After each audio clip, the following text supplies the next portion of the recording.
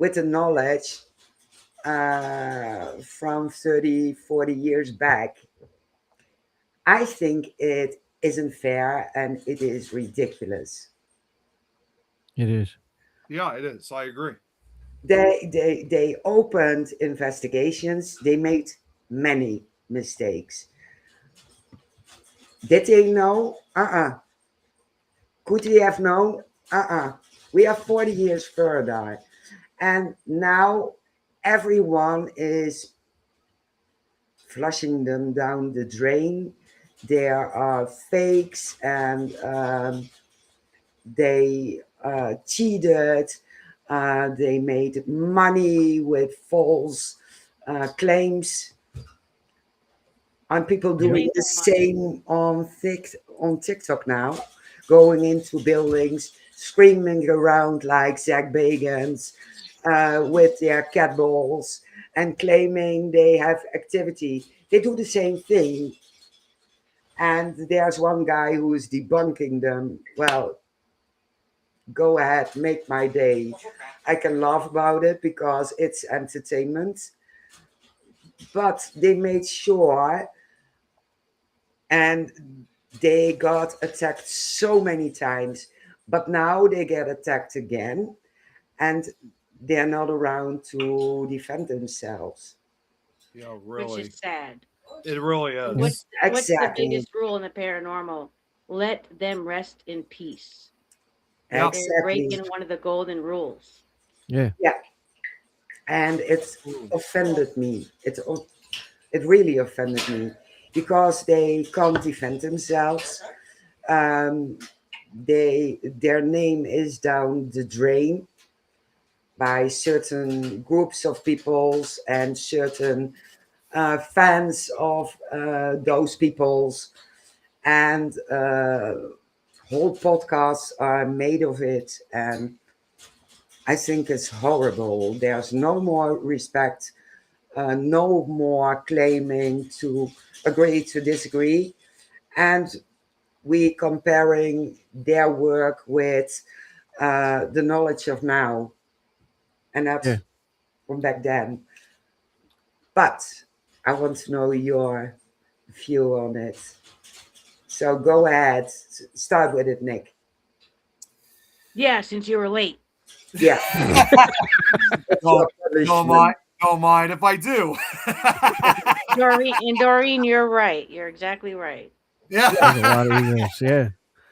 You know, just the fact that, well, I'll start off with the people that are basically, as I would put it, the Zach Bagans wannabes Yeah, that try to do exactly everything that he's imitating. Now, I will admit that I'm sure a few of us, like when we first started, getting ourselves involved, maybe we had a little bit of that happen to us too. But as time went on, we were able to learn to do it the correct way, not like what Zach was always doing. So, yes, like I said, I admit I'm guilty of that. Like many years ago, I did, but I don't do that anymore.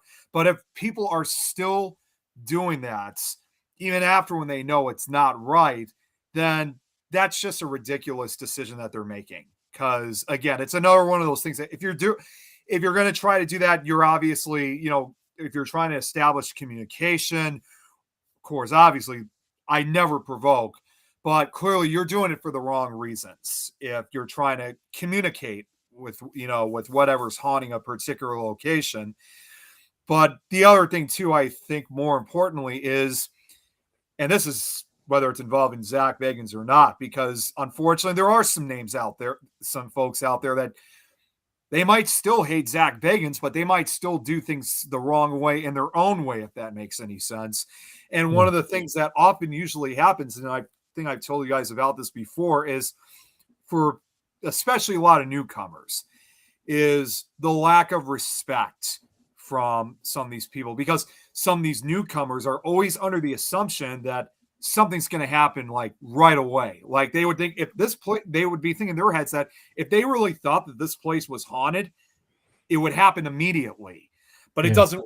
But unfortunately, as much as we want want it to happen immediately, it doesn't work like that.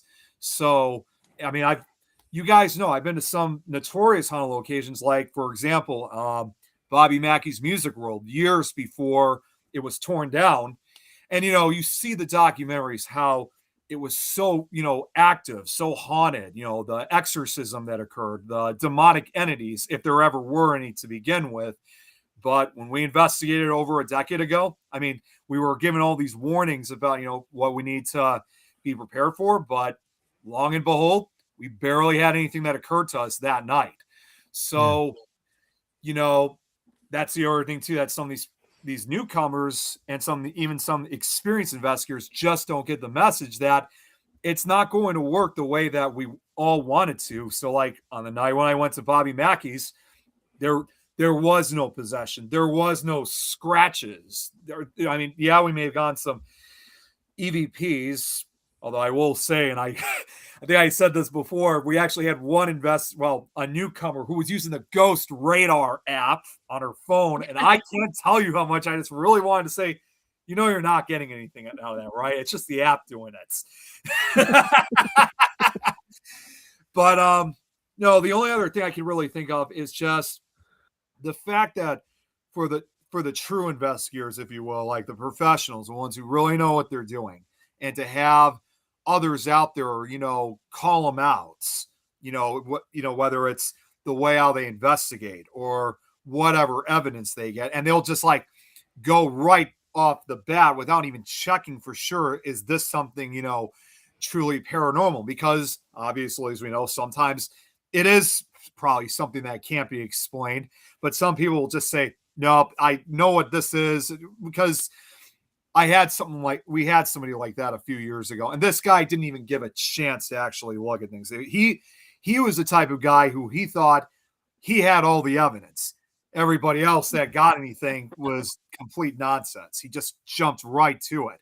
Yes, it's good to have a skeptical side, but you don't just debunk it without actually looking at it, and vice versa. You don't also just assume that it's paranormal without checking, is there some kind of logical explanation behind it? Yeah, Yeah, totally fully agree. agree. Yeah, Engineer, definitely. go ahead. Shane's turn. No, No, you no. are. So I, I, I've I, I've been staying off the internet and watching a lot of the paranormal stuff. I've just kind of backed away because the field is just shit right now. Sometimes I'm embarrassed to tell people I'm a paranormal investigator because the field is shit. Um, I agree with Nick. A lot of people start off and they might start off like the Zach Bagans or the Sam and Colbys or something. And if they continue to keep doing it, then they're just in it for different reasons. When I got into it, I was fortunate to not be one of those people to act like, oh my God, or not question what I'm hearing or might be seeing, because I lived in a haunted location and I explored and investigated with thousands of teams and hundreds of different people and people from all over the world. So, I hate people who are like Zach Bagan. I really fucking do. But when it comes to the Warrens, I've been kind of watching that a little bit because, again, I'm from the East Coast. I'm in Massachusetts, and I grew up learning about the Warrens.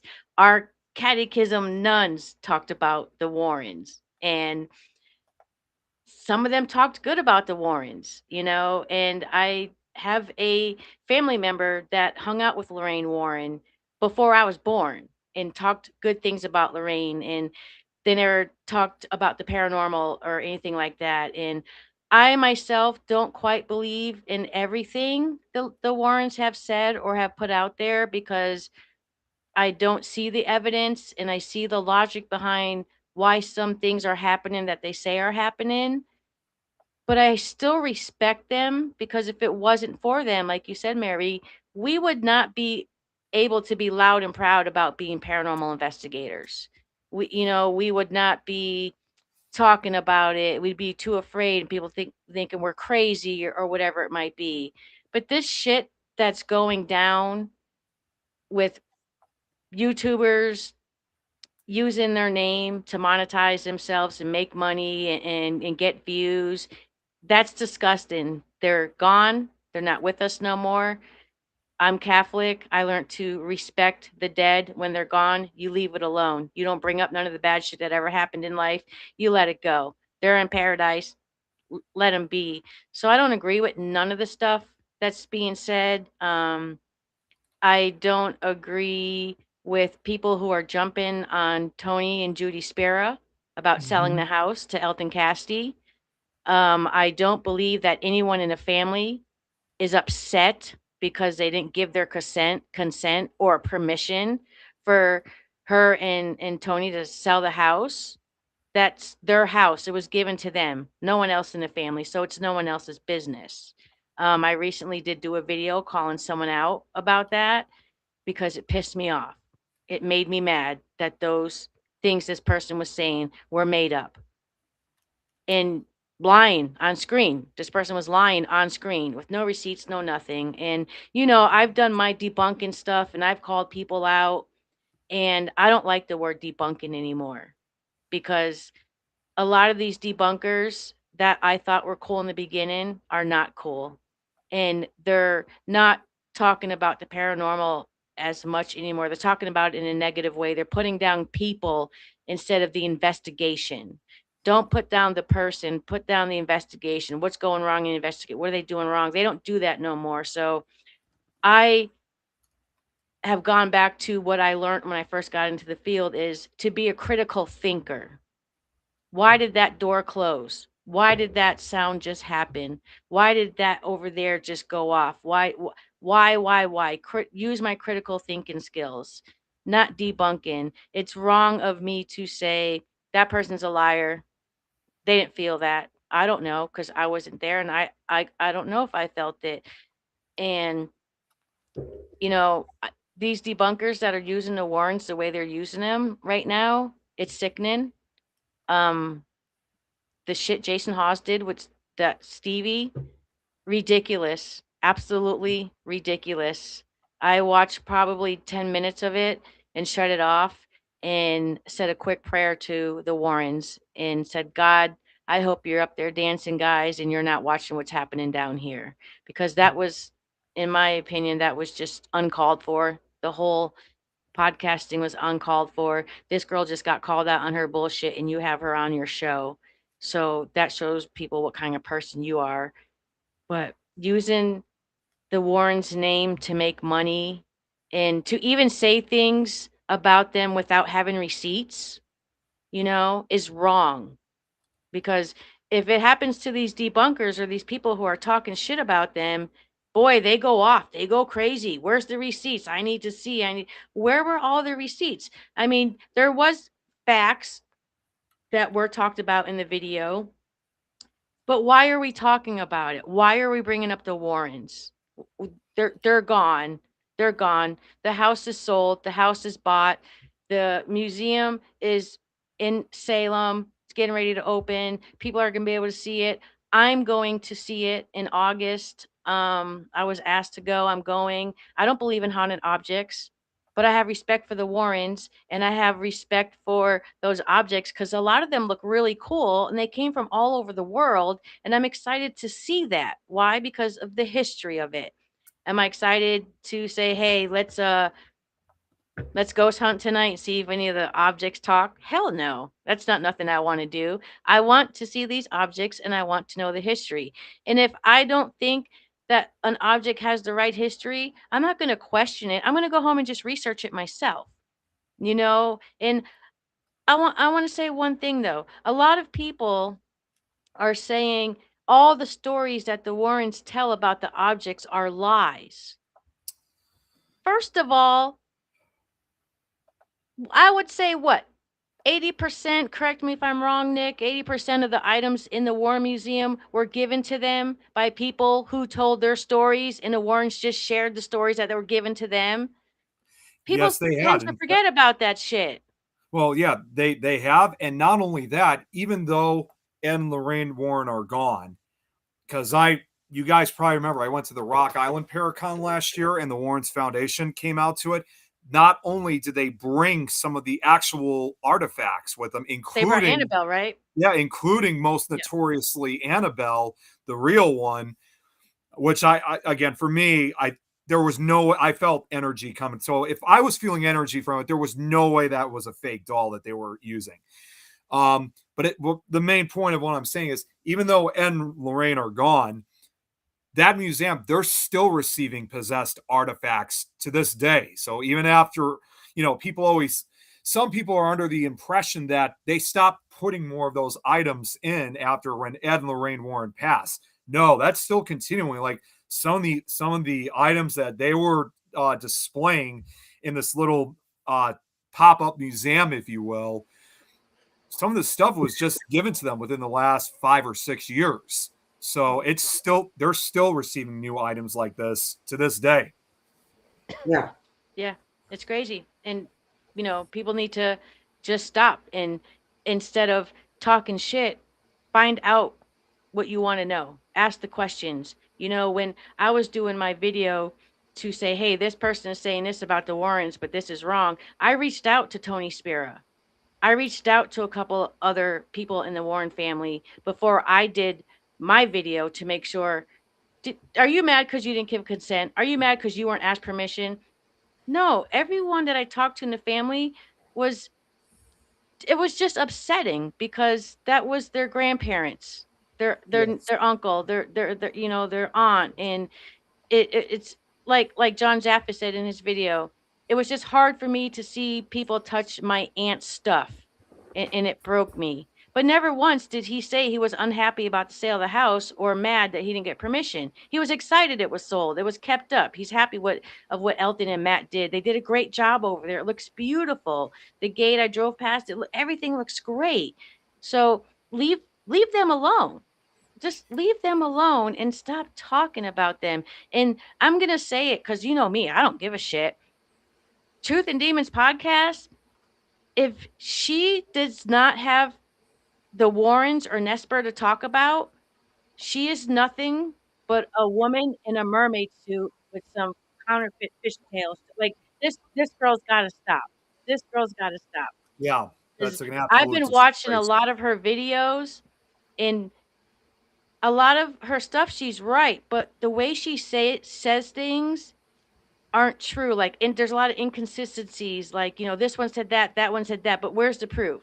And then I go look up the article, and that's not what that one said, and that's not what this one said. And it's like, wow, these people are gone, and you've been destroying them since they've been gone, and you're continuing. Leave them alone. That's like me going after Cody and Satori for all that time. You know, you didn't hear about the people I'm paying to go see Cody and Satori. It kind of stopped a little bit. They're doing it again now, but whatever. Do your thing. My word got out there. If people want to believe in you, people can believe in you. We can agree to disagree. But leave the Warrens alone. They're dead. They are gone. Yeah. And also Leave them to add, alone. to it, as somebody who's also met, well, I didn't get to meet Ed because he was gone, but as someone who also met Lorraine Warren almost 20 years ago now, back in 2009 when I was 16 years old. Sadly, of course, no picture. Because we're Damn, you're still in a old. time before iPhones were really actually being used. But the fact that I was able to have a good conversation, even though it was just for a few minutes with Lorraine. And you have to think, too, we're talking also pre-Conjuring days. This was even before any of the Conjuring movies were ever made. Yes, they were still, Lorraine was still appearing in documentaries like Paranormal State, especially at that time. But as someone who got to actually meet her for a few minutes and have a conversation with her, regardless, yes, it may be true. The Warrens may have some controversy that follows them, but not even if it is still controversial for to this day as it had been for some people for decades, nothing can compare with what was recently said about them, though.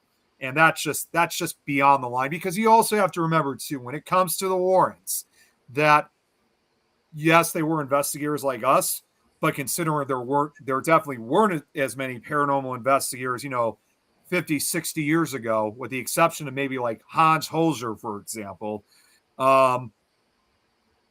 They were a product of their time. They did whatever they possibly could to try to help families out there, even if it was unsuccessful. The best thing they try, I mean, in the end, at least they tried whatever they could do. Yeah. Yeah.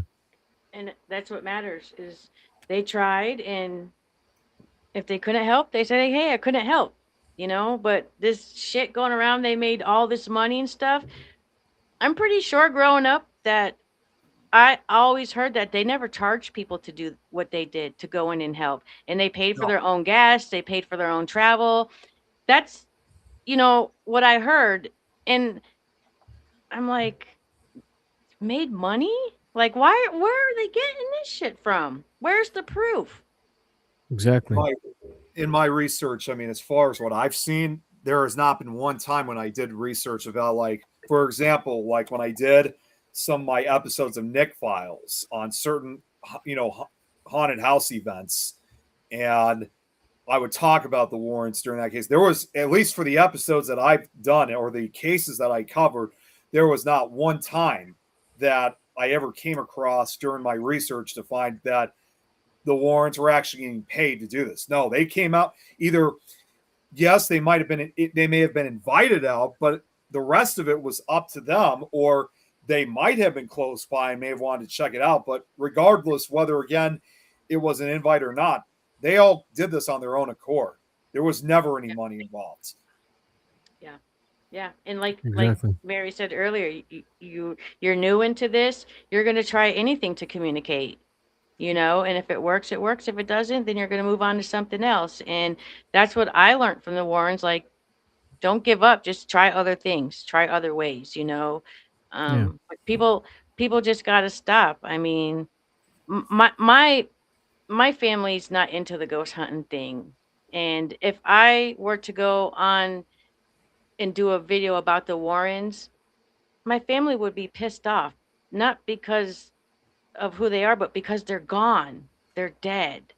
And you Yeah. don't talk about the dead. You just don't do it, no matter what. Whether they were a PDF, a murderer, you don't do it. You don't. That's it. They're crossing the Except, line now.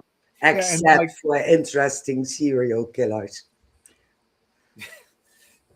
maybe, yeah, it's well, and even when I will say, even though I have covered the Warrens myself, like for some of the episodes of Nick Files, I'm also doing it kind of in a much more professional way, because I'm doing it, when you think about it, like because they were involved with whatever activity occurred in this location, and in some way, shape, or form, they also were, part of the history practically. And I talk about past figures all the time, especially in the history section of my slideshows. So it's one thing if you're kind of adding it for the historical reasons, but as far as anything else, though, like regardless of what it is, I agree though. You just don't talk about that stuff in general.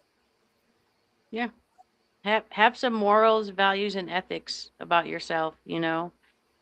Um, what do people in the Netherlands think about the Warrens? Are they known there just to paranormal investigators, or do people who don't investigate know them?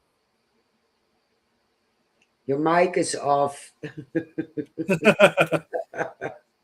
Fucking forgot to mute myself Oh again. shit! I was going to do sign language. I've been wondering why he's so damn quiet. You did it, Jenny. Yeah.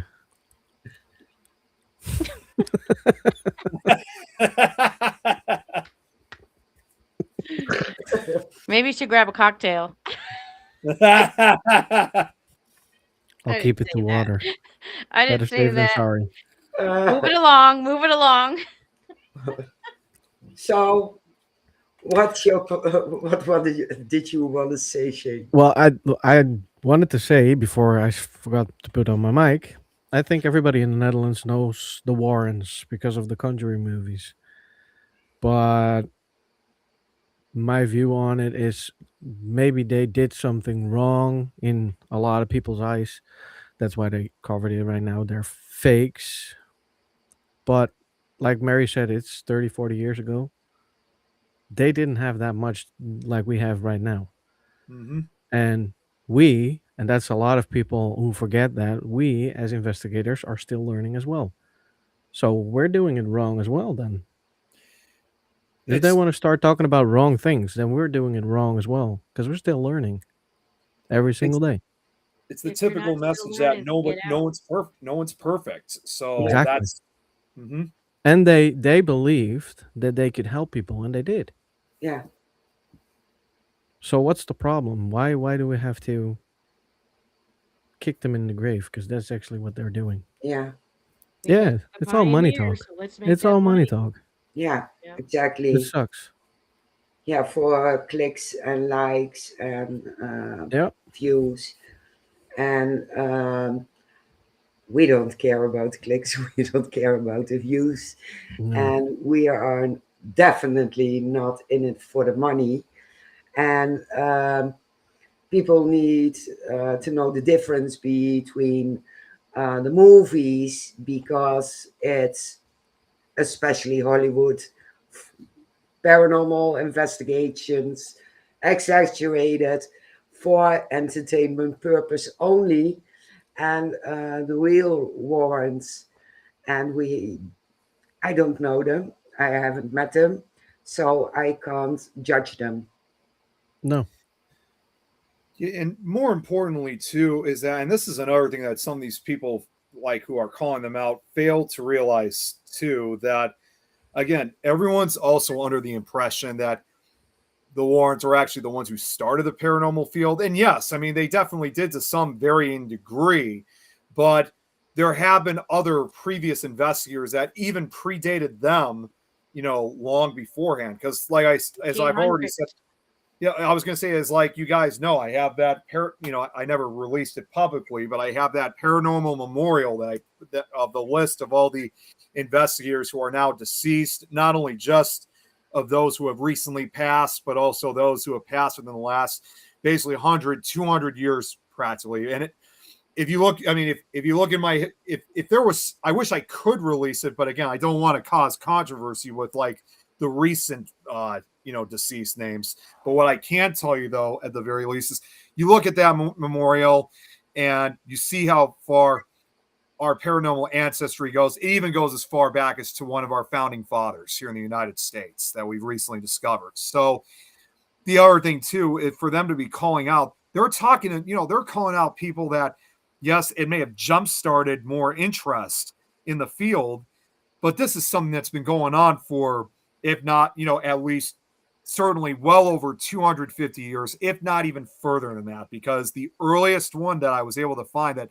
not necessarily an investigator, but someone who was a spiritualist, which not surprisingly was in a part of Europe. I just keep forgetting her name though, but she lived in what is now modern day Sweden, and this was back in the 1750s and 60s. So long before even the United States was ever formed. So, again, you're calling out people that were just like what we're doing now, where the Warrens, even though there were far more fewer investigators, 50 or 60 years ago compared to now, they're continuing again a legacy that's been around for centuries. And, who is it for anybody to say, call them out, for something that we've been doing for so long? In fact, you even look to the oldest paranormal group in the world, the Ghost Club in the UK. That's been in operation since 1861. So Correct. that too predates the Warrens. Yeah. Yeah. I don't hear them talk shit about them. No, you don't. No. You know what's funny to me too is uh, John Zappis. He's got a haunted collection. He had the haunted collected movie or TV series or Yeah, whatever. Haunted Why are people collective. not give Yeah, why are people not giving him shit when he learned all that from his uncle and aunt? No. They're Why waiting isn't till he he getting died. shit? If he's dead, You know? they're gonna start talking shit after he died. Yeah. And I just saw John Zaffis a few months ago at Parasitecon in Mansfield, Ohio. So I was just speaking, I was just speaking with him not too long ago. Wow. yeah, Yeah. It's crazy. It's just like people just got to stop. They just got to stop. And but I want to go back to Bobby Mackey's because I went to Bobby Mackey's before they shut it down, and I've been to Bobby Mackey's 2 times, and never, ever did I see anything or hear anything that I've heard about people say. Nothing. I've caught a couple shadows, which I what I thought were shadows. They have a garage downstairs there, and there's like garage doors that Mhm. face the street. So when cars come, the lights come in. And then debunked it myself and said, "Oh, that was a car coming by." Never saw a cue ball move off the table.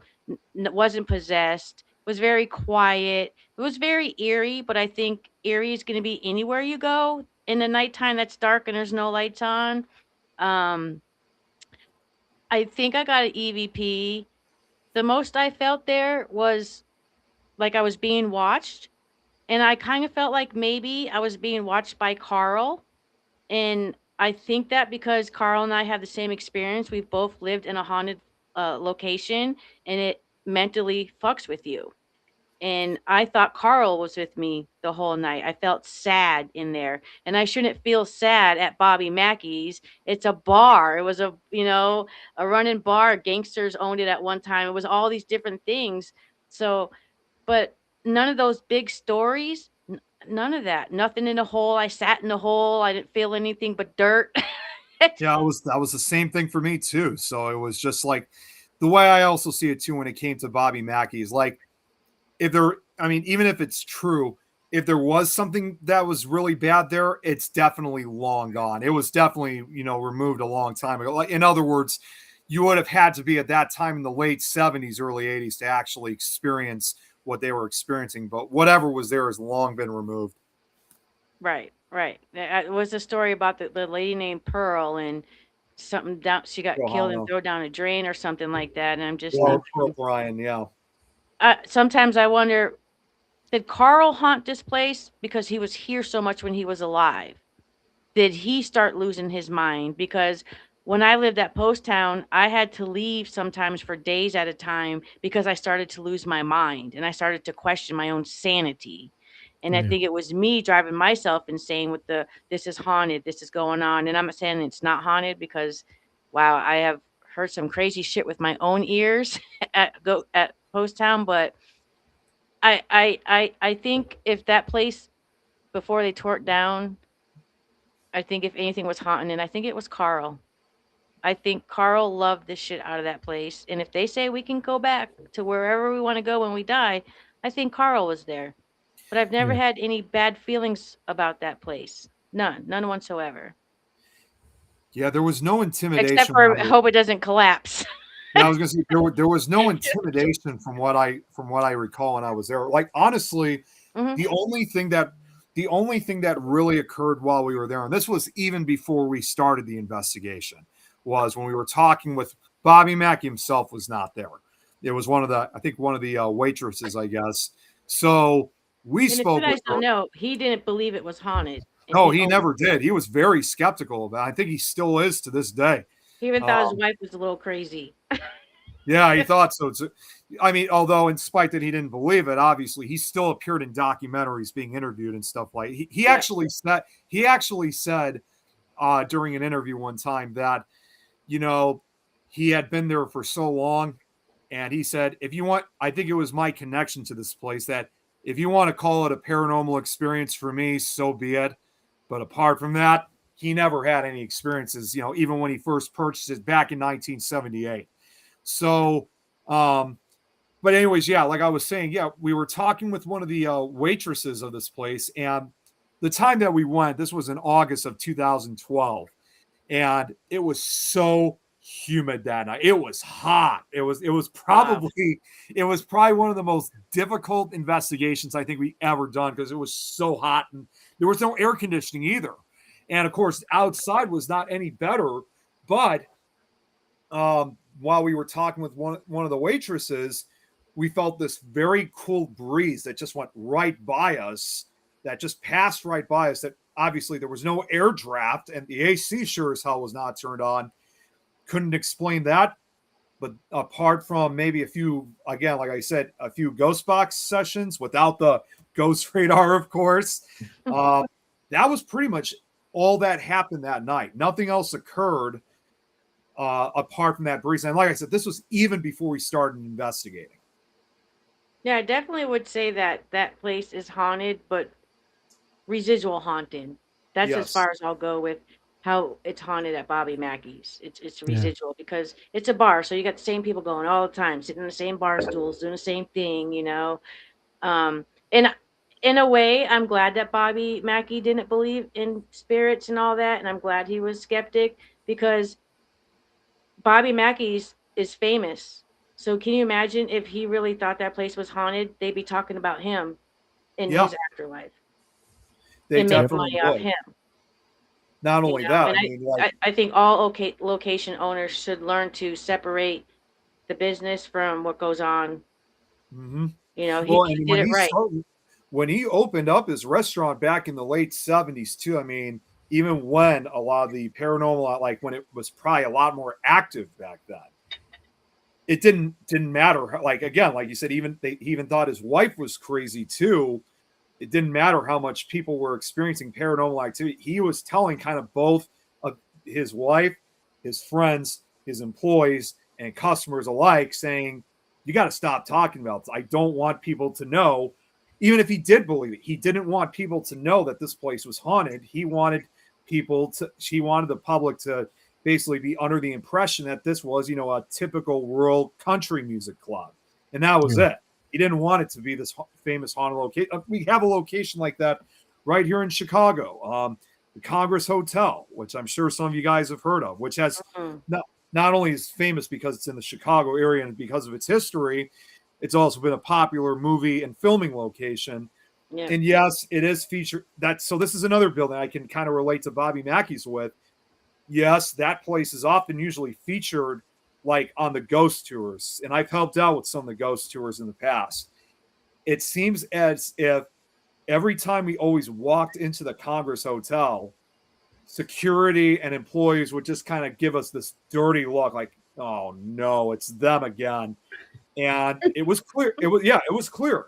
They did not want, even if they were aware if it was haunted, they did not want us there because they wanted everybody to see it as a five-star historic hotel. They didn't want people to know about the Yeah. paranormal stuff. And yes, we may have been allowed to access at least part of it for the tours, but even with what we had there, we were just met with disgust. And honestly, I don't blame them for how they feel. I really don't.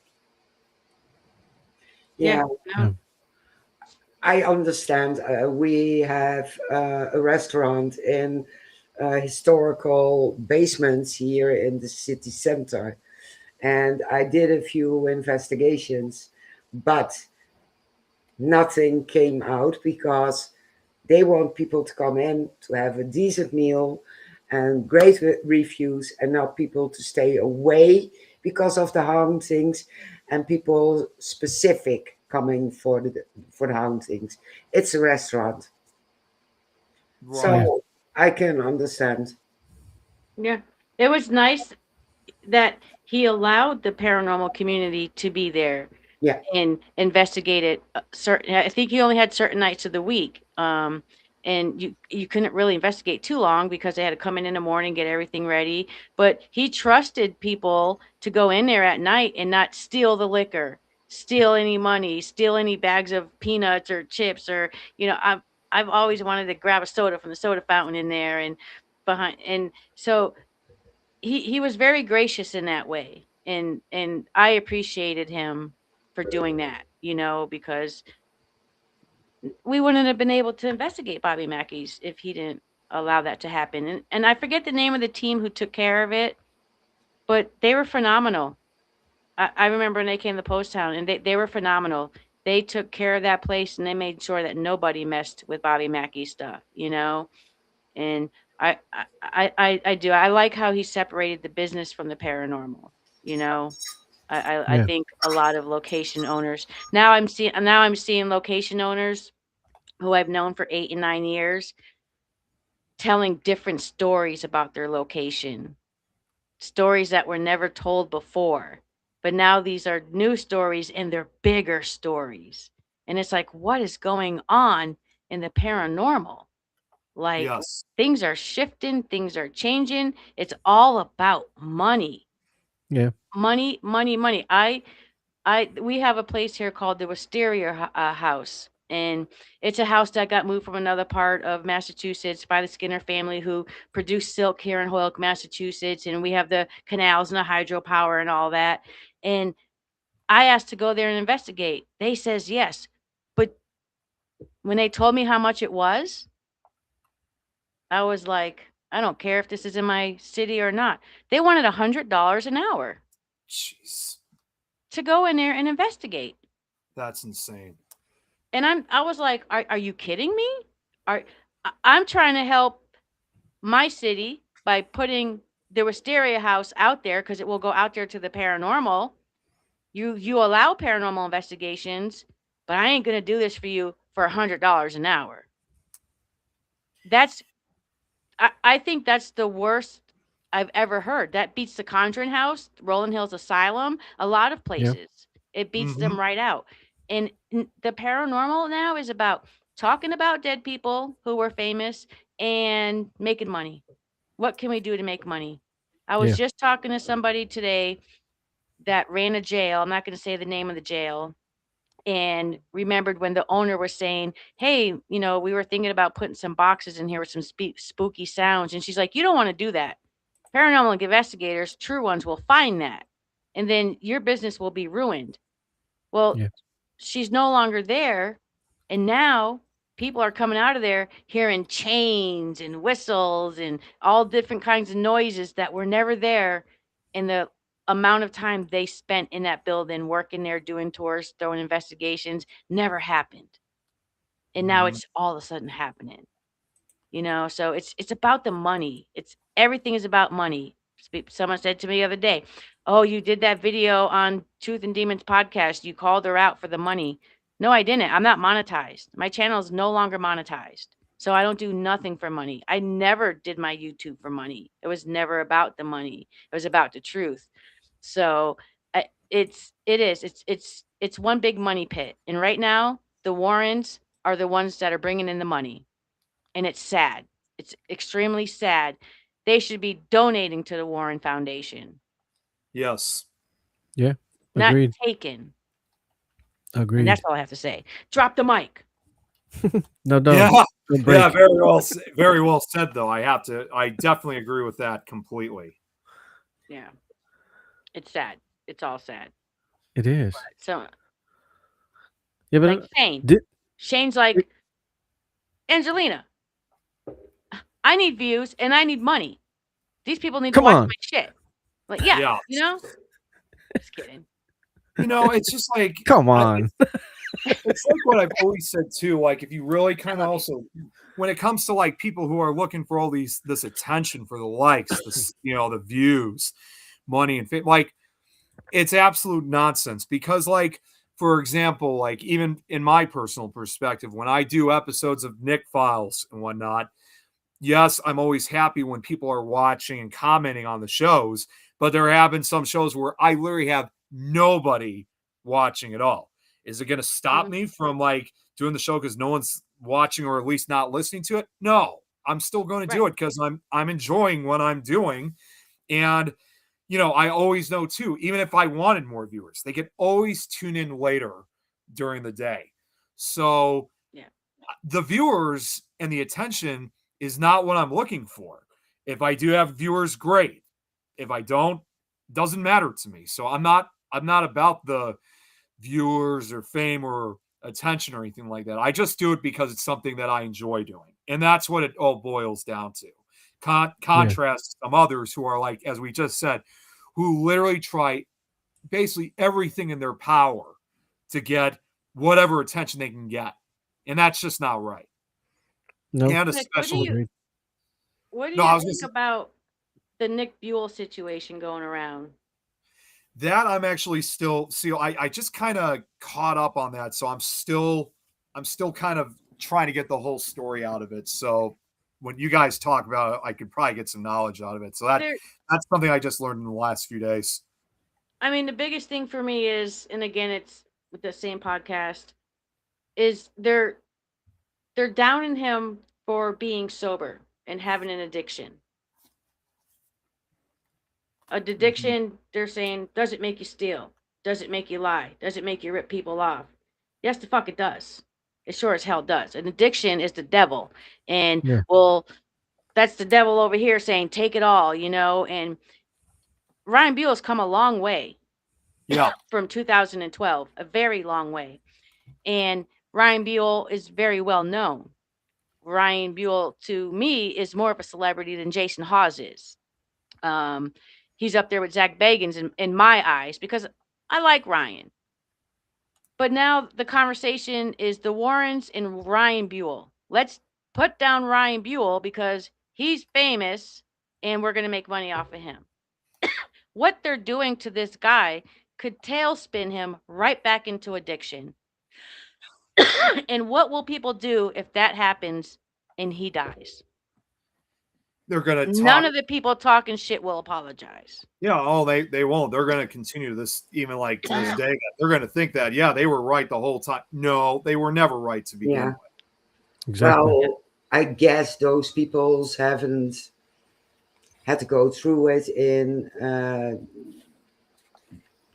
their friends' circuit. Yes. I've seen what things done to some people, and they decided to take their own lives. Um, Recently, I had one, and he wrote a letter and explained everything, really everything.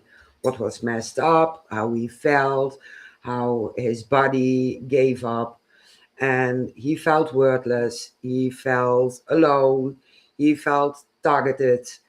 He even selected his own music, and the pictures were supposed to be shown, and he wanted everyone to come in silence, so they notice why they were there, and they went out in silence out of respect. And I didn't know him that well, but it hit hard. It hit so hard. People taking abuse of him, people expecting lots of things of him, um, still talking about shit he couldn't do any different because it was in the past. It is horrible, and it's horrible for the people who are left behind. Yeah. Yeah. It's horrible, Yeah, it and is. it's onto them. It's really onto them if Ryan Buell is going to that next step. They are guilty, not him. Yeah. They are. It's the same thing Hmm. they did with Jacqueline Nunez. You Yeah, know, Yeah. Yeah. Jason Hawes admitted he knew she was had mental issues and told the wrong people about it. Who started talking about it, and then it became let's jump on the owner of the Conjuring House and start making that money. Channels were getting bigger, views were going up. I stopped. I was like, I had a nice conversation with Jacqueline, and I said, I'm not gonna bring up Jacqueline no more. But they attacked her mentally. They attacked her constantly mentally. When she got the DUI, they took that footage and posted it all over YouTube and did not care about her mental health. And I remember commenting saying, what if that was your mother? People did Yeah. not care. People did not give a shit, but they profited off a mentally ill woman's bad decision, you know? And no remorse, don't feel bad. We're human. So I don't care if I don't know you. If you have a drug addiction or something's going on with you, I'm going to feel that sorrow and sadness for you. And I'm going to try to be there. And these people that are out here talking shit about the Warrens and the Buells and that this wrong. It is wrong. And addiction is a choice. Addiction is not a choice. It's not it. Yes, you choose to pick up those drugs when you're a kid or whatever, but I think they say like 75% of Americans are addicted because of hospitals giving out pain meds when they're in there and then letting them go without easing them off. That's the issue. But when you got people, and I'm going to say it like Beardo, talking about Ryan Buell the way he does, disgusting. Absolutely disgusting. And I'm not surprised because he talked gross about me too, but it's just sad. Where's your human Well, kindness? You know, Wow. maybe you are the misdirected sperm, not me. well, Exactly. I also No, want but to add to it too. Even if he was addicted to drugs and stuff like that, you don't know. I mean, again, it is true with what I'm about to say. This does not excuse for this type of behavior, but at the same time, you don't really know what their back history and stuff is because No. I'm sure we've all seen commercials and stuff. And keep in mind, I've spoken about this myself. Like when I was growing up, I was having a lot of rough times myself, and they often say, kids who are either bullied, abused, or whatever are more likely to drop out of school, 20 times more likely to end up in prison, and 50 to 100 times more likely to become addicted to drugs. So, how do we not know about if they had something that was rough, that occurred rough for them in their past, and they never received the proper help that they need? And they did this essentially realizing that, in a way, as much as I hate to say, it's almost like they don't have a choice because it's like it was their way of trying to like numb the pain. Yeah. So again, yes, this does not excuse this type of behavior, but you have to kind of look from a person's certain perspective of what got them into it in the first place, but also realize too, even if they're in that type of situation where they may have made some bad choices in the past, as long as it's not like so severe, like let's say like killing someone, for example, um, you could still help and you can still change to be a better person and, change exactly who you are. So, with you saying all that, Nick, and I totally agree with you. So, there's this big controversy going on right now because, um, what's his face, Arnie, that killed Oh, Arnie his, Johnson. Arnie Johnson is His going to be at one his of the landlord. Paracons. The so-called the Yeah, demon murder case of the 1981. right, and he's out, and he's going to be at a Paracon, and now people are dropping out of the Paracon. And I don't know if you guys in the Netherlands, do you guys know his story? The Nope. So demon murder he case, it yeah, was, you could probably explain it better, Nick. yeah. So I'm going to keep it real short, but it all started back in 1981, where Arnie Johnson and Debbie Glatzel, along with their 12-year-old brother, who we believe he actually might have had autism, like I did, believe it or not, they moved into their own house in Interesting. Brookfield, Connecticut, and it first started with their brother. His name was David, I think. Yeah. He claimed that he started seeing an old man with hooves for feet, but at night, apparently, this man would turn into a beast, basically a demon of some sort. And at first, it seemed like a lot of the activity was latched onto this poor kid. That, again, I know demonic cases, especially in this day and age, are controversial, but this poor kid, regardless of whatever it was, he was going through hell. And it got to I mean, yes, they performed a few exorcisms and they got rid of, because David also apparently said that because he later started calling this entity the Beast. And he claimed that the Beast started calling more demons to attack him. And this was one of the cases that Ed and Lorraine Warren was also involved because In court. considering it happened. They went to court, right? They And went to, yeah, they went they to court. testified in court. Yeah, and during the exorcisms, unlike what you see in Conjuring 3, this became a very, when they started performing the exorcism, because there was actually one point where David like almost died.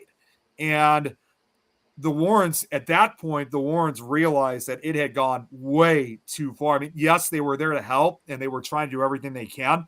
They had to call the police because this was starting to become like they realized that not only did this become a hazardous situation, but it also became a life and death situation, literally. So that's when they went to court. But after the exorcisms of David, at first it seemed like everything was removed. They were covered. But unfortunately, and you see this with the very few rare cases with demonic possession, it started to all relapse. Arnie Johnson, you can pretty much say his soon-to-be brother-in-law, because Debbie Glatzel was David's sister. He finally had enough and was yelling out to these entities, saying, quit picking on them. If you want to pick on someone, pick on me. Take me instead. Unfortunately, it was not a risky move, and this is what led to pay for him the ultimate price, because not long afterwards, the Beast and these other entities started attacking him. Yes, he may have saved his brother or his future little brother-in-law, but now they were coming after him. And then at one point in 1981, he was talking with his landlord, who prior to all this happening, not only was this guy that he was working with was his landlord, they were actually really good friends too. And all of a sudden, something just kind of like provoked Arnie, and he ended up stabbing and killing his landlord. Yeah, that sounds familiar because it brutally. is in the Conjuring movie. Yes, it is. That's the Yeah. case that it's You were telling it, I was like, didn't I see that one something? Yeah, I it was in the Conjuring movie. I Found it. think it's on Netflix as well. The Devil Made Yeah. Me Do It. correct. Yeah. Yep. Well, contrary to popular belief, that's not actually the first time that movie, obviously that case was turned into a movie, because less than 2 years after the actual case, in 1983, they actually made a made-for-television movie based on the case. It stars. I'm actually just looking it up now. In fact, you can actually watch the original film on YouTube. It stars Lyanne Langland. Even Kevin Bacon is in it. Charles Fields. It's got quite a Mary's couple of. like, What's that? Kevin Bacon. Kevin Bacon. I'm gonna meet some Kevin Bacon. I'm gonna lick that bacon all night long. That's what Mary's No, thinking. no, I have He a just jaw popped right up. dropper. I have a jaw dropper later on. So So, and I'm just reading a little bit more just about the case, where they said, several months, Johnson killed his landlord during a party. His defense lawyer argued in court, and this is where it goes to the trial stuff, argued in court that he was possessed. And this, at that time, this was the very first trial case in which somebody was basically being defended by killed someone by act of demonic possession. So, but the judge, as you can imagine, ruled that such a defense could never be proven and was therefore infeasible in a court of law. And as a result, Johnson was subsequently convicted, though he was actually originally sentenced to 10 to 20 years in prison, because it wasn't, in spite of what he did, it was not a murder charge, even in spite of the name. It just ended up becoming a manslaughter charge. So he was sentenced to 10 to 20 years in prison, but he ended up only serving 5 years behind bars. So since that time, he's been out, and on a few occasions, understandably, not very frequently, but he has appeared on some of the documentaries and has explained, how everything was. Now, the first time I ever did see anything involved in that case that case was also featured in an episode, an early season episode of A Haunting, which Debbie Glatzel, Arnie Johnson were on, as well as Lorraine Warren, because obviously Lorraine was still alive. This was I think this might have been about a year or two. It was either a year before or a year after Ed died. And when I used to watch that episode, because again, I also saw this during my early days of studying the paranormal. When we watched the episode, I had no idea at that time that there was actually a murder case that was going on, because they were only focusing on the demonic possession of David. Yeah. And I know they recently made that other documentary like a few years ago that has been shown on the Travel Channel a few times, that interviews almost, and they showed it was like, when I watched, I'm going to be honest, I was actually in tears, not just how devastating it was, but they were showing like literally all this never before seen footage from the earlier haunting episode on the documentary. And it's like, it was like a secret that just completely uncovered after all these years. And now I had a better understanding of why this case, for the longest time, with the exception of the television movie, was not very well spoken of. So it was certainly a case that to this day, yes, still receives a lot of controversy, because was Arnie really possessed? It's really hard to say. It's like what you said earlier about that we weren't there to see it, so we really don't know we'll probably never truly know what really happened that night, except for those who were actually there back in 1981. And it's sad because that's another person who's being thrown around the internet by paranormal debunkers and paranormal investigators because he's doing a paracon, and people feel that he shouldn't be doing it because he is labeled a murderer. Well, But and like Nick said earlier, you don't know what really happened. You were not there. Arnie People have Johnson. mental illness and hear things in their head. He might not have Mhm. been possessed, but how do we know if he had a mental illness? We Right. Well, and don't. Arnie Johnson, in one of the never before seen parts of the interview of him when he was on a haunting along with Debbie Glatzel, he actually and you have to remember that time too, because it was like around 2005, 2006. So at that time, the murder was only like 25 years old. So at that time too, it was still relatively recent. And Arnie Johnson, he recalled that when he was being arrested, he was like, he was not like the typical kind of person who said, "Oh, I didn't do it" or anything like that. When you know for a fact that they were guilty, yes, he may have done it, but it's like he didn't remember doing any of it. So he actually kept saying, "No, there's no way that I could have done this. You Right. know, you've got the wrong guy. If Right. I had done it, I would have remembered it." And clearly he didn't. And he, unlike other typical murderers, I mean, I can't believe I'm about to say this. There are some Say people it. who have committed that type of crime where they have shown remorse. They regret it. They wish they never had it.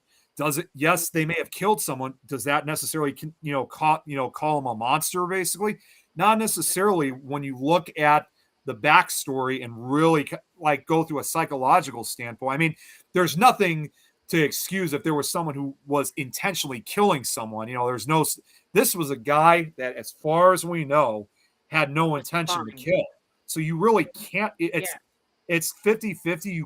You can't really call him a murderer. In fact, if anything, I would simply call it. I honestly look at it more as an accidental killing, if anything. Yeah. Yeah. I mean, Yeah. the way they're talking about him, and people are dropping out of this event and everything. This guy's been out of prison for over a 40 years. decade. Yeah, Yeah, almost 40 years now. yeah, 4 decades, and hasn't been arrested once. Haven't No, he heard no hasn't. drama. He's lived a perfectly great life, and people change. He still doesn't. I don't know if I don't think I did it, but why? People don't talk about him, but now they're talking about him because he's going to be in a paracon. So let's make money off Arnie and the possible mental illness he could have had at the time that he did this, and that makes me sick. I'm not going to not go to this paracon because Arnie's there. He's been fine for 40 years. I'm not afraid of him. Leave him I would go alone. on a list. I Stop would go too making if I up. wanted to. Yeah. Stop bringing him up. Stop making up bullshit to Yeah. make money. Stop doing it to everybody. I mean, these three people are getting a spanking on YouTube right now for no good damn reason besides cha-ching ching. Yeah. You also have to realize too, it's devastating on his part too when that murder occurred, because you always hear a lot of times that when it comes to somebody killing, they get like justice or something. They're really, there is no winners when it comes to anything like this, because poor Arnie, he took a life, even though it was never, and he never had any violent history, prior to the No. murder, never had any run-ins with the laws, never had any juvenile record. Um, just a pretty decent, normal, everyday guy, from what I understand. Yeah. But not only did he ended up only taking a life, which is horrible enough, that's something he also has to live with for the rest of his life. It's like Yeah. whether it was accidental or not, it's like survivor's guilds. It's very much, like very much like how a lot of our military, like when they fought in wars, they've seen their buddies die. They had to kill people from the other side. They may think that they often will tell you they were just doing their job or following orders, but deep down we see this especially like with World War II, Korean, Vietnam, survivors, as well as even the most recent wars. Those people never come back the same they were when they left, and it's something they got to carry, even if it wasn't their fault. They still have to carry that with it. So it's very much, as even though I'm not wishing it upon on Arnie, just carrying the weight of what happened to him over 40 years ago. Probably to him, it's probably punishment enough that he did this, and I can sure understand why it's great that he is finally going to a Paracon to tell his story. But I can also understand too why, with the exception of some of the documentaries that he's been on, that he often usually keeps a very low profile because he doesn't want all this negative attention. Because unfortunately, like we were just saying, there are others out there, especially those outside the paranormal field, that could look at him in a very different way. So he needs to have a low profile, and he needs his privacy. I respect that. And as you guys see to this day, well, wait a minute. Actually, I forgot. He and Debbie Glatzel, they stayed married until Debbie passed away a few years ago. Yep. So that's the other great thing too, was that no matter what happened, no matter what happened or what the reason was, Debbie, David, and the rest of the Glatzel family still stayed by his side and supported him, even when he was in prison. I think his own family I think both sides were supporting him. So in spite of everything that occurred, people on both sides, including the Warrens themselves, did not think he was this bloodthirsty killer. They were there from the time he started his sentence to the time that he was released. And I think he still has that support system even to this day, because, it's not going to, this was something that truly was never going to truly go away. And he needed all the support that he can get, especially even after decades. He still needs it. I've never really heard exactly of like where David is today. I think he's keeping a much more lower profile than Arnie is. Because I think he just doesn't want the publicity, because he's never appeared like on any shows or whatsoever. But Arnie, like I said, I just think even after what happened over 40 years ago, I still think he's just a typical guy, and that's it. And I think his story and I think his story especially needs to be told. Again, it may not necessarily serve as a defense for other people who have committed, violent crimes like that, but it might shed some light on some other people out there that probably to this day we still don't know about, that may have ended up in a similar situation and might have done the same, but like obviously again on rare occasions, knowing that there was something strange going on. This is not just a typical murder.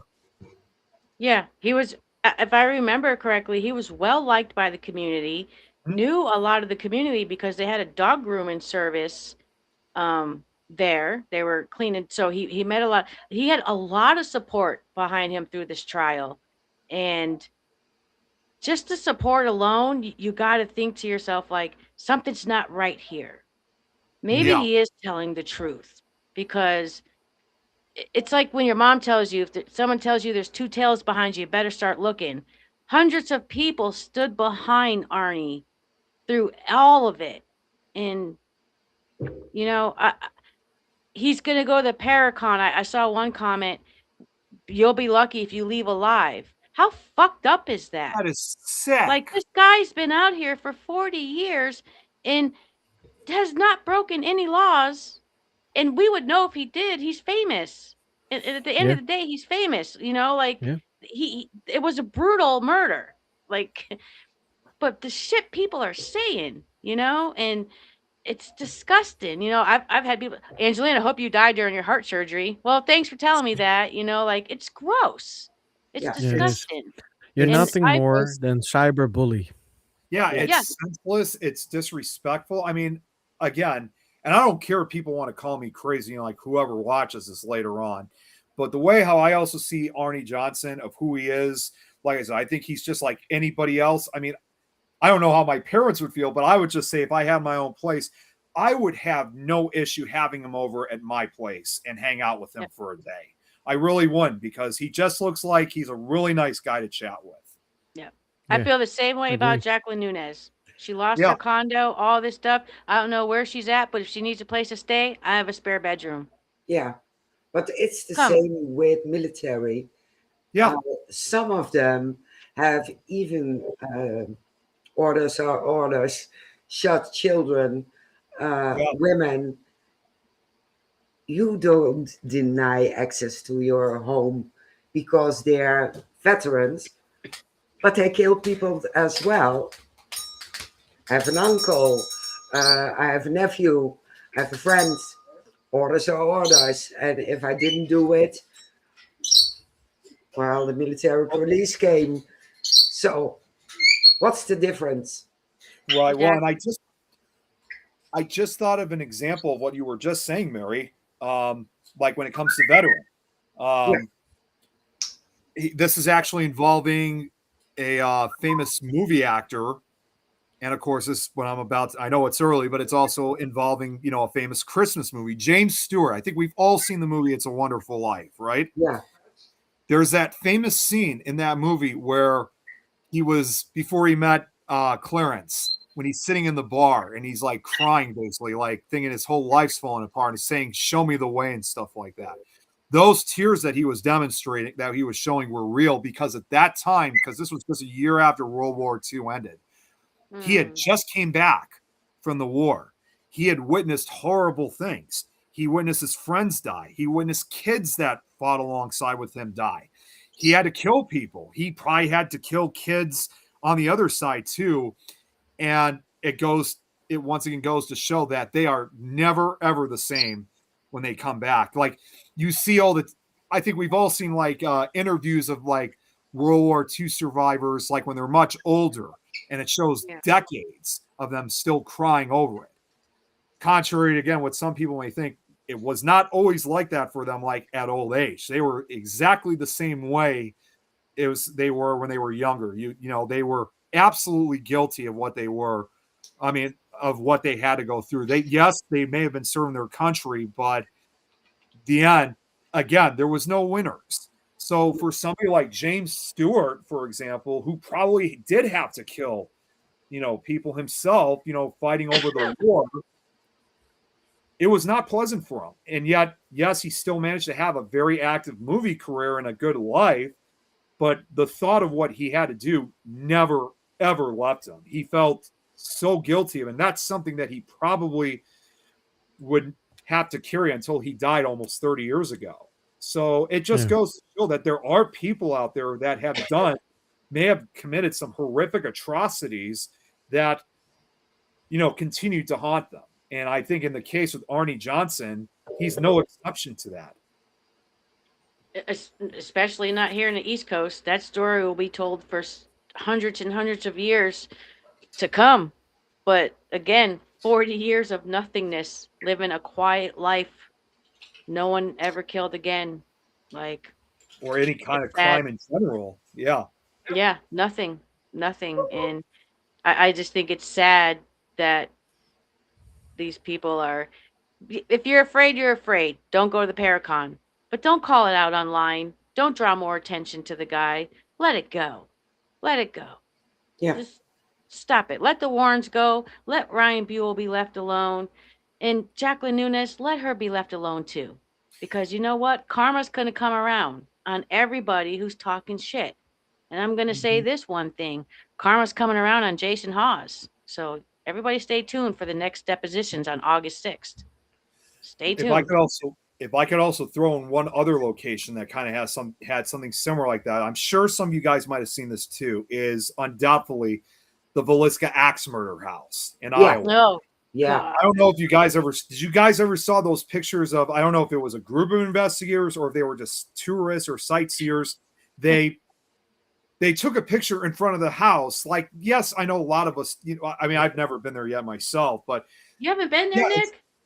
I'm surprised I haven't. I have been wanting to go for years. I can't We tell you. should meet up and go. I'd be more than happy to. I didn't get Uh, nothing, but I would go again. yeah, well, what I was going to say is like, okay, it's fine if you want to get a picture in front of the house and you know the sign and whatnot. In fact, I probably would do that myself with my typical paranormal pose that I always do at every haunted location. But that's I do it as a professional way. Taking a picture like that in front of the house is one thing, but when you have whether they're ghost hunters or just a group of people in general lying on the ground with like fake axes and stuff like that, Yeah. that was just like that. It was like, how do you sleep at night? Like, and people might say, well, the murders occurred 100 years. It doesn't matter how long ago it occurred. This was the site of a very gruesome murder where 8 people, including 6 innocent children, Yeah. were horrifically murdered in one of the most worst possible ways that you can imagine. And it was such a murder that shocked the entire nation, if not the world, that for a brief period, because you have to think this was in 1912. This occurred less than 2 months after the sinking of the Titanic, of course. This murder alone probably took a lot of people's attention away from the Titanic sinking because, Yeah. the people were truly afraid. They literally thought there was a horrific living madman on the loose, and they all kept thinking that, well, they haven't found the guy. Who's it gonna like? Who is it? And are we next? Because this guy basically targeted when anybody least expected it. So again, now fast forward a century later, and to have people pose like that, it's just that's I'm sure the spirits of the family that lived there must have been so pissed off. Like I would not be surprised. They're thinking, how could you do this to us? How could you represent us like this? It's horrible. And their I feel murderer the was same way never about caught.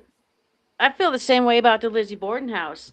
2 people were killed brutally by an axe, and they're making money off selling axes with blood on it. That's so Yes. No. disrespectful. Oh, They you even guys make yeah, they do, don't they, Nick? Isn't it them who not does only not that? only that, they've even made axe-shaped cookies while they're Yeah. there. So I how mean, is I that can't. I hate to say. respecting I'm sure.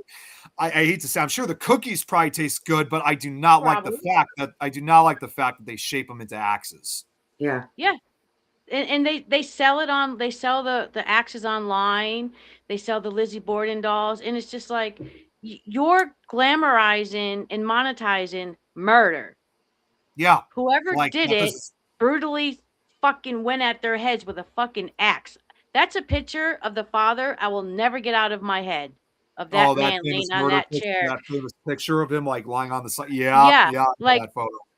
I won't even go to the Lizzie Borden house because for them it's about the money.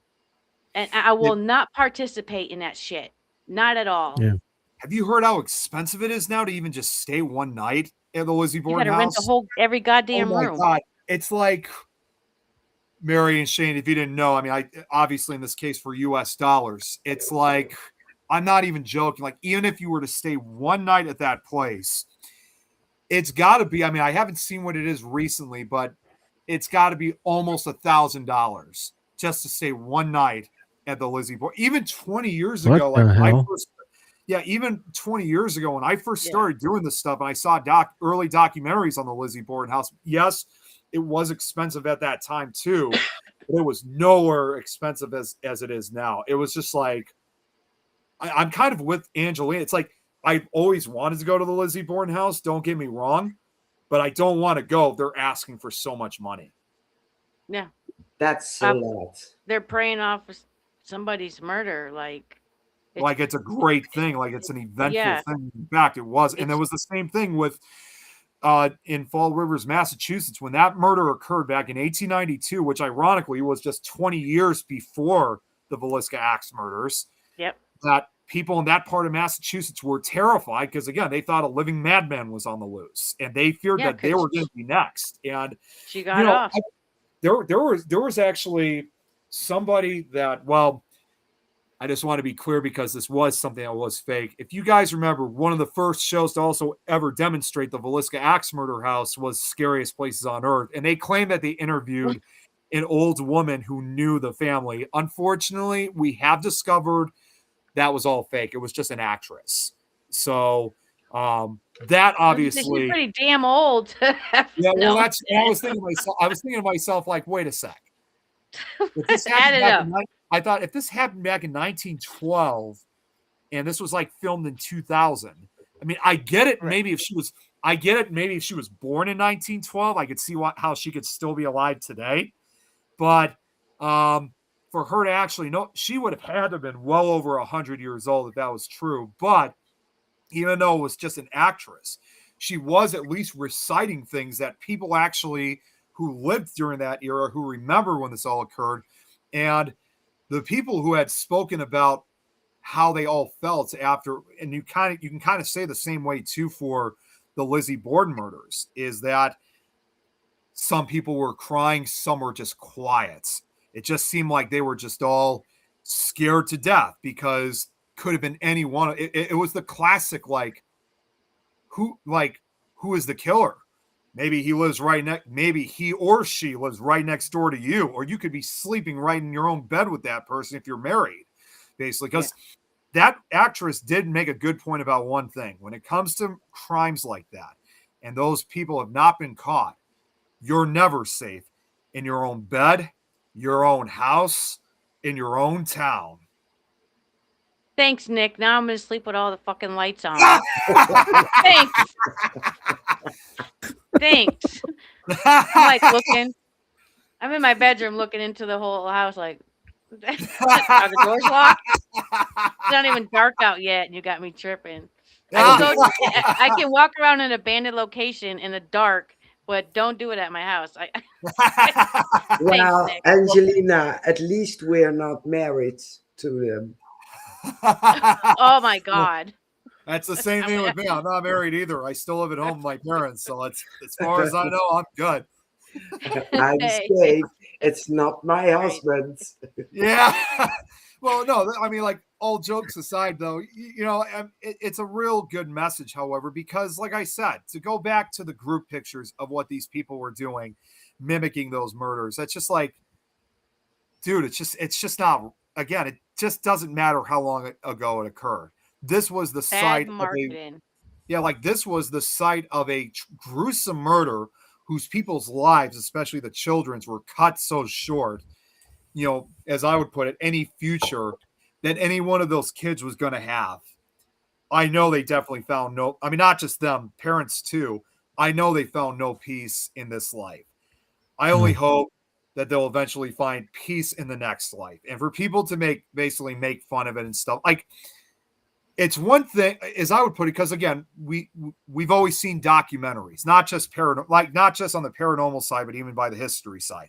It's one thing if you were creating a recreation for a dramatization historical documentary, because you're doing it for serious reasons. It's another thing, however, though, when you're just doing it for fun and glorifying it, and that's inappropriate, way too inappropriate and disrespectful. Yeah. Yeah. Those are the type of locations I don't want to go to. I don't want, I see a lot of the Lizzie Borden people that go there and they investigate and they focus on Lizzie. Lizzie Yeah, wasn't the one who was killed, you dumbasses. If you want to focus on Lizzie, go down the street to the house she shared with her sister or go talk to her at the cemetery. Let's talk to the mom and the dad and the stepmom. Like, why is it all about Lizzie? And Yeah. why are you profiting off somebody's death? yeah. Like, oh my God, that's sick. And That's almost as Lizzie, sick as being a murderer. yeah, I mean, and Lizzie herself, yes, she is suspected that maybe, I mean, it's possible. I Maybe think she she did did it. kill.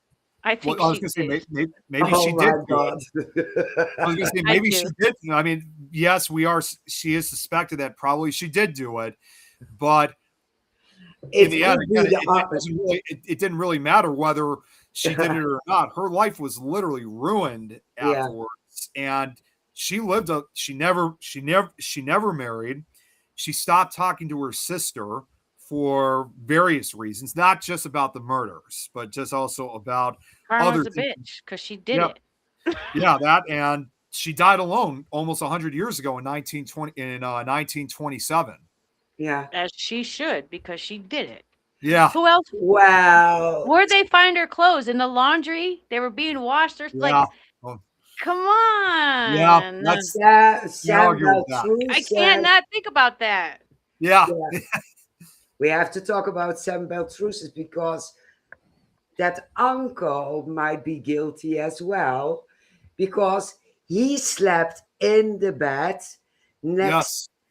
to the dead woman. So, And he kept leaving letters that were from him, but they thought they were from someone else. Like, we should do a conspiracy theory show one day we Yeah, are going to yeah. about do that. haunted locations We that are glorify the going to do murders. that. Wait, We're I gonna like wait, do let that. me. that in the next one. Yeah, Yeah, definitely. yeah. I want to Absolutely. be part of that show. You better be. Can we talk about Your Michael Jackson? own. Your And Can we own. and talk Nick is about going. Michael Jackson? Nick is going to be early.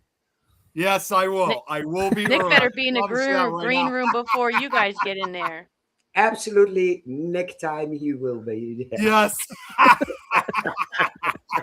You don't know what I wanted. I was telling them off camera about No, Nick. I just want to say before I forget, I just saw this. I mean, all this talk about everything that we've been talking about. This actually goes back to the demon murder case. When the documentary I was thinking about, Shock Docs, that's what it was. When they showed the previously Oh, unseen interview footage again about the Arnie Johnson and the murder.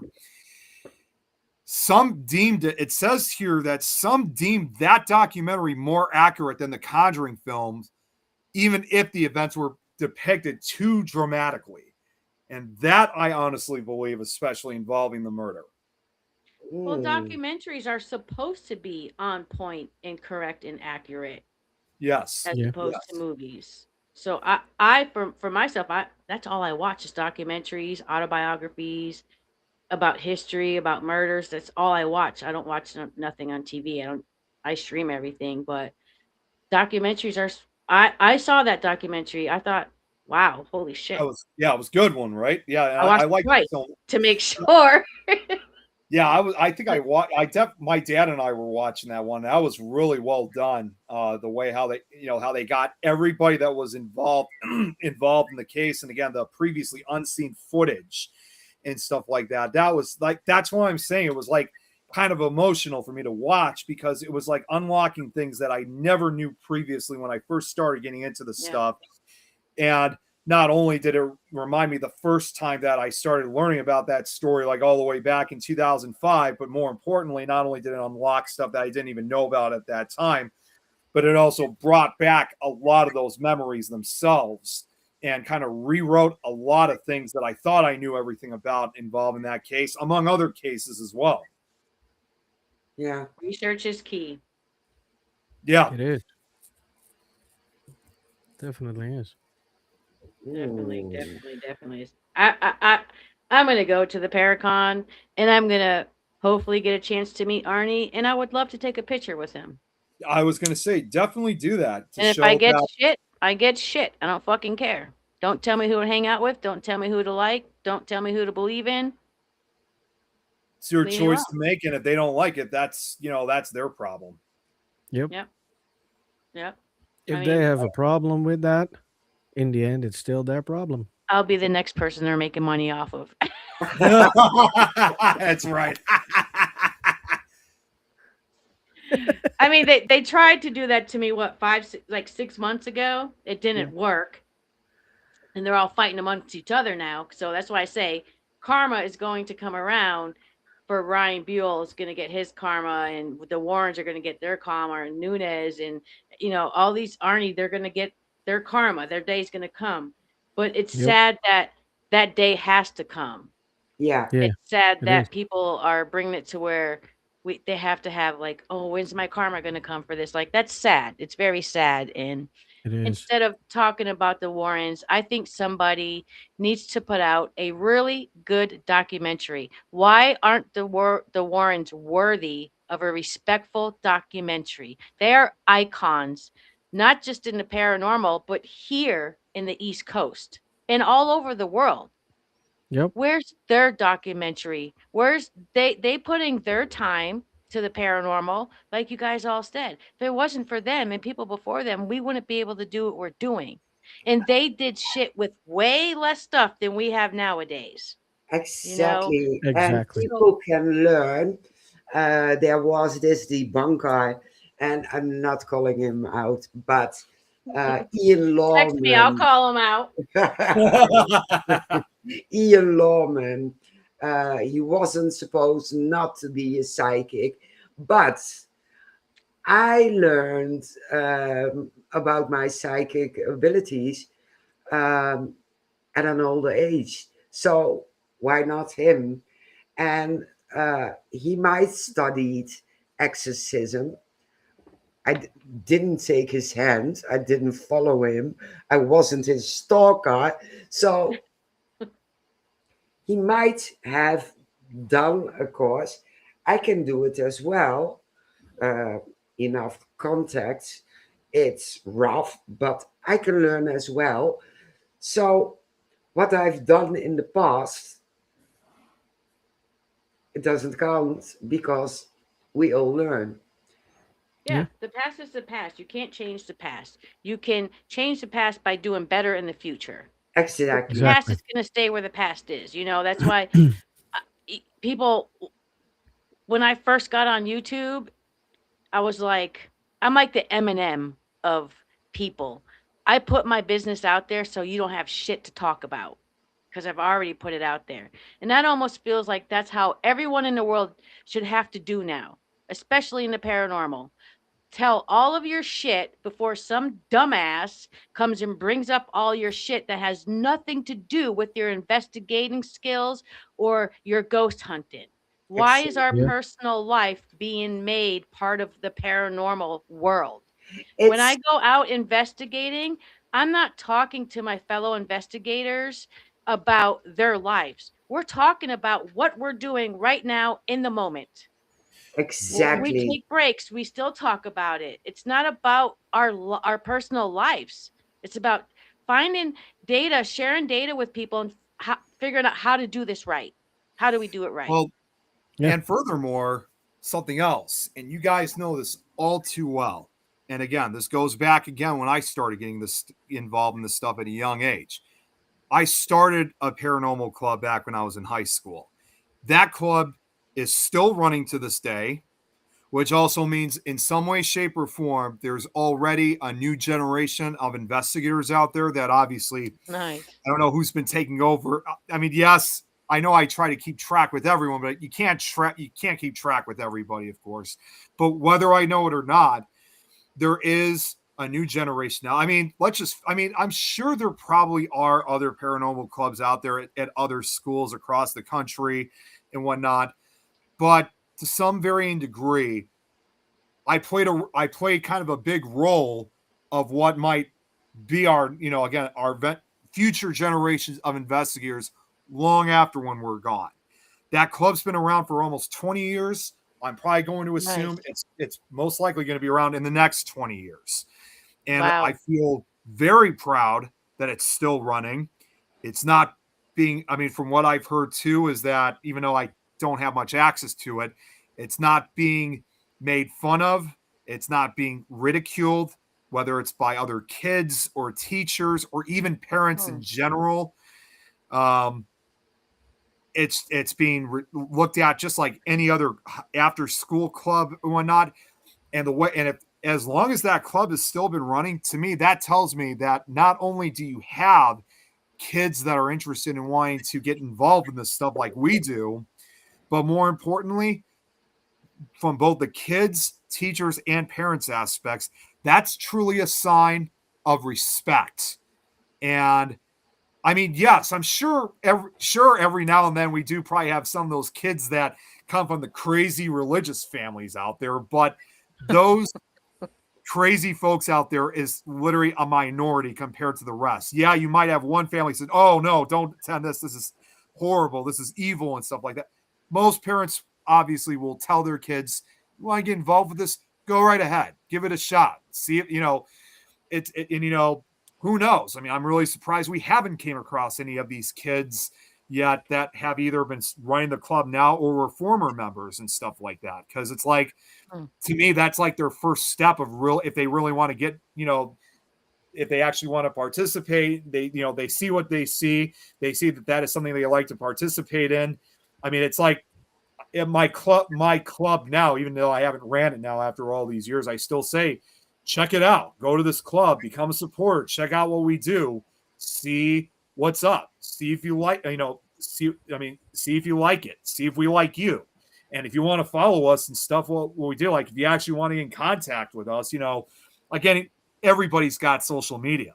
So I'm even Yep. more surprised that not one of these kids has even reached out to us and want to learn more like us. I mean, I'm hoping one day eventually that will happen. But the good part is, I will say, is that about a year ago, this was close to the end of the school year during that time. The sponsor that ran it the last time that I was there, he's actually still running it to this day, believe it or not. Oh, wow. And we started talking for a few minutes, and it was great too, because it was at my workplace. Because, like, as you guys know, I work in a grocery store, so he was shopping, and I told him about, obviously our networks, the Things Network and the NWSM network, Multiverse Networks especially. And what he said next, I was like, my heart just dropped. He's like, oh yeah, we know about that. We've been watching some of your shows and stuff like that. So believe it or not, guys, even if they haven't commented or anything like that, they know about us already. They're well aware about our shows and stuff. So I mean, I can't say for sure. Maybe one of them's watching right now. You just don't know, but they have acknowledged it either way. So again, take with what we're doing now, like having such a meeting like this for the younger generation out there, to have such a conversation like this live and telling, just not only the controversies that are going on right now, but more importantly, letting the ones that want to follow behind us to let them know like what's really going on here and know exactly which is the right path for them to turn. Yeah. Yeah. Yeah, and that's a really hard thing to do nowadays, because we got the Sam and Colbys, and we got, Yes. the people like that. And I don't knock what they do. If that's what you want to do for your job, then you're doing a great job. Sometimes I'll watch them. I think they're funny. I love Twin Paranormal. I think they're funny. But my stepson is 14 years old, and until he started watching Ghost Adventures, he was learning from me about the paranormal, and he was interested, and he wanted to do things, and he wanted to try things, and he was understanding what devices were, and he loved doing EVPs. Then he starts watching Ghost Adventures. Then he changed. When we would go out, we would just do little practice sessions at the cemetery, or I'd take him to an old barn somewhere, nothing, never to an investigation quite type thing like that. But he changed. And it's, Angelina, how do we find demons? I'm like, excuse me? So then I got to sit down and explain to him my beliefs in demons, other people's beliefs in demons, and break it all down. And then, well, you don't use enough equipment. On the ghost shows, they use all this equipment. You always just have earphones and a recorder hooked to it and your video camera. I'm like, that's all I need. I need my senses. How can I pay attention if all these devices are going off because things in the environment are causing them to go off?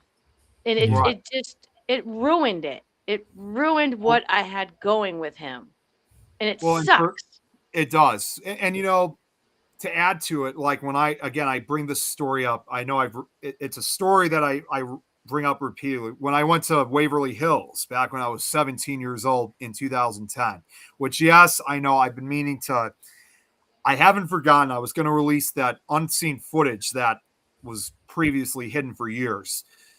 I'm ashamed to admit there was one time that I said that because, again, at that time I didn't, again, You were new. I was, well, not necessarily new. Social media and stuff like that, even in 2010, yes, it was beginning to grow. We still didn't have as big of a paranormal community back then as now. So, in fact, my parents had even said that even when I was still in high school, even if I was under 18 and 21, my parents would have had no problems whatsoever to be on shows like this because they know that this would have been something that I would have wanted to participate in. So had we have all these shows and these podcasts and networks, over 15 years ago, my thought on, like, in this case with demons and stuff, definitely would have changed even at age 17. But Mm. my resources at that time were very limited. And not even just the fact that I thought that there were demons at Waverly Hills at the time. Of course, I know there's not now. But I also had very limited paranormal equipment at that time. I mean, I was lucky enough to have a night vision camera from my dad, had an EVP recorder, which I always tell newcomers too. Like, if you want to use any type of like equipment, start off with a digital. Any type of recorder is fine. You don't need to get like the most expensive. You could even do it on your phone nowadays. So you don't even have to buy a digital recorder anymore. Even though I still keep one. I had a digital recorder. I had a camera. I had a picture camera. I had dowsing rods. I had a crystal. I had a pendulum. I had a laser thermometer. I had an EMF meter. That was all that I had. That's a lot. It was, yeah, even then it was already a lot. But at that time too, some of the bigger equipment out there, it was just way too damn expensive. There was just no way that I can get that stuff because a lot of that stuff was like $500 plus $600, $5 to $6, sometimes even more, $100 or even $1,000 to purchase the stuff, especially the thermal cameras. I wasn't able to get my first thermal camera of any time, the FLIR cam that you plug into your phone. I wasn't able to get that until like 2016. So yes, I already had a lot, but it was the best that I had at that time. I was lucky enough to have any of that stuff regardless. So for people out there that want to try to like jump to conclusions that there's demons or you need far more better, no, you don't really need better equipment. I mean, if you have the opportunity of getting it, if you have the money for it, then yes, I would go for it while you have the chance. But you don't need to be desperate over it. No. No, I exactly. mean, go grab you some red Dixie cups, stack them up, put some rocks on top so you know they're not going to fall over, and say push it over. That's one of the cheapest investigation tools. Use a motion detector. Use like I have a REM pod. I have an Envoy. I have a couple devices. I don't use them, but my teammates do, and I'm not gonna knock what they like to use during investigation. I would if they didn't know how to use it right. If they just went with the very first answer, I would be one pissed off team lead. Like, Mhm. I want, oh, the REM pod went off when you said your name is Steve. Ask again. And when ask again, I want repeatedness. That's the only way I believe in a device. And if it repeats, then I go further to try to. Did you say your name was Steve? If you said your name was Steve, come over here, get some cold wind going by me, do something. Like I think like your ears, your eyes. That's all you really need. Like in a camera, I walk around in the dark and all I can ever see is what's on my little tiny screen that's about this big. Walking up staircases and stuff like that, and just use your eyes and your ears. But these kids nowadays, like, it broke my heart that my stepson is just totally now he's just all about Zach Bagans is right and I'm wrong. Well, guess what? When he was over here the other day and he was watching Zach Bagans, I said, "Get that man off my TV." It's like these kids basically. I told him to go watch Jason Hawes. Like, what the hell? Yeah, it's just like anything else. These kids want to basically do like everything all at once because of Zach and stuff like that. Yeah. Yeah. Yep. But there's only been one time where I was kind of successful of deterring kids from like doing what Zach Bagans was doing because, and again, some of you guys know, some of you guys don't. It's going to sound unrelated briefly, but it's going to go right back to the subject matter. For 3 years, obviously, it was a seasonal thing, so it was not exactly fully 3 years. Between 2017 2019, I was working at, and Shane and Mary, I know you guys don't have them in the Netherlands, but you probably have heard of this place, Spirit Halloween. Oh, Yeah, great. I'm just going they're to only say, open in October, right? No, they're probably going to be opening sometime in the next few days because that's the thing. Everyone always thinks they only open in October. No, they actually like start. They probably already opened a few of them already. They start opening them like in Really? late July, early August. So Oh, I'm gonna go to the mall. yeah, Check. it's love the store. I mean, love the store because I worked there for 3 years during that time of the year. It was a great job. The pay was good, but obviously not the point. Um, while I was working at Spirit Halloween, it was among one of those jobs that high school students were allowed to work there too. You could be as young as 16 years old to work there. So when I was working there during those 3 years, we had at that time then students of my former high school that were working alongside with me. And when I found out that they were going to the same high school that I went to, I usually would give them that question saying, well, here's a question for you. Are you familiar with a club that's called Paranormal Club? And they usually said, yeah, I usually hear it. I don't go to it. I mean, they might say I don't go to it, but I often hear it on the speaker all the time and stuff like that. And I usually will tell them, well, you might find this hard to believe, but I am the founder and the original president of the Paranormal Club. And the reactions, I mean, I could probably still get it today if I was to approach any of the kids today. Every Wow. time it's always the same thing. I'll never forget it. When I tell them that, it's almost like they're stunned. They feel like they are truly in the presence of a celebrity. It's almost like that moment where these kids almost like they want my autograph, if you will. Like they cannot. So in some way, at least for some of these kids, I'm kind of a local celebrity for them because clearly not too many people, especially these kids, get to meet me and whatnot. And I often usually would talk to, because even if they don't go to the club themselves, they often usually will know somebody that does. And I usually will ask them saying, well, what do they usually talk about like during the club? I mean, do you know if they watch like Ghost Adventures and stuff like that? And yes, obviously some of the kids have no clue because they've never gone to the club themselves. So they don't know what's going on. But other occasions they might give me bits and pieces of what they've heard from their friends.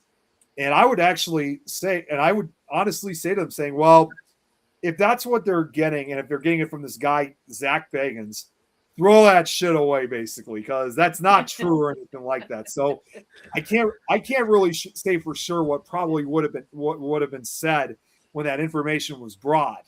But I'm really hoping that even with what I said to them, made some kind of difference, and hopefully they made the right choice of how investigating is supposed to work, and most importantly, not do it for the fame and fortune or whatever.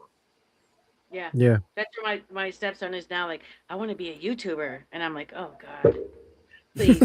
I really Well, want you to take over Bad to the Bone Paranormal when I'm gone, but this is just not going to work no more. This you is know not going to work no more. that Guys, brings I'm going to be a party pooper because we're almost okay, at 2 hours.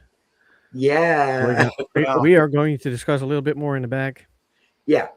yeah, and the next one is going to be conspiracy theories yes. This was a really good Absolutely. because conversation. we Yeah, have to we do have to pick a yeah. date. And because this was a tryout, but I loved it. I Uh-huh. really, really loved it. And instead of mischief, we are diving in more and deeper. Yep. I like it. I Yeah. like it too. Me too. All I'm Yeah, just going to say, just to kind of end, this conversation, this goes back to with what we were originally talking about, is for the show out there that was talking bad about the Warrens and also Yeah. about Zap, and along with everything that was being spoken about Zappis, everything that's being spoken to Arnie, just and like you said earlier, Angela, even with Tony Spira, for everybody that's been bad mouthing these certain individuals, all I got to say is shame on you for not giving that respect, and shame on you also for not, understanding, whether what role they played through or like what Arnie went through, Yeah. clearly, and I'm not afraid to say it, for those that have spoken out negatively about him, you have no respect. And for you to think that you're still considered investigators and whatnot, you're a disgrace to the field. Yeah. You're a Absolutely. Well disgrace. said. you're a disgrace just as much as Zach Bagans is. Yeah. Well said. Well, don't mess up the chance to get him in our show. Oh well, yeah. Can you imagine if we had him on and all it was just arguing and stuff like that? Oh my God, the Probably. things I said about him. I want to be Yeah, in yeah, the show. yeah. I know people hate when I come into their podcast and they got somebody big because I'm coming with those questions. Like, Yeah. I want to be Yeah, on me the show. too, me too, me too. It's been fun. It's been fun. This has been It a has been. really good conversation. Absolutely. I What a loved way to it. end it, Nick. And we're going to do it more often. Yeah. Um, shall I spoil the surprise for Wednesday? Yes. You Yes? can now. Okay. Next Wednesday, we have a special guest and a surprise. We are going to interview Christopher Fleming. No way. Yep, we're gonna Wait, Yes, have wait. fun. wait. Congratulations. Thank you. Thank It's not a you. surprise no more. Yeah, and it's funny because I just saw Wow. him too. I just saw him too a few months ago. So he knows. I speak to him. I mean, I don't speak to him on a regular basis, but he knows me very well. He's great to chat with nowadays. It'll be great to speak with him on Wednesday. Absolutely. And He's we have a amazing. very pleasant surprise for him. So Oh yeah. I'll Oh be yeah. watching. that's good. Oh, And very nice. sharing. Oh yeah. Ooh. What are you doing? Are you going to do a strip tease for him? No, no, It goes too far. no, Oh, exactly. bring the dollars. Bring the dollars. No, wait, bring the 20s. It's Mary. Bring the 20s. Or if you have a few hundreds in there too, go ahead and bring those. Yeah. Yeah. Matter of Just do fact, that. just Venmo her. Yeah, or better yet, Apple Pay her. All right, Absolutely. guys. All right. Thanks. It was nice, guys. Yeah, Yeah. Thank you guys. so much Thank for you so joining. much. All right. Bye bye, everybody. Good night. Good night.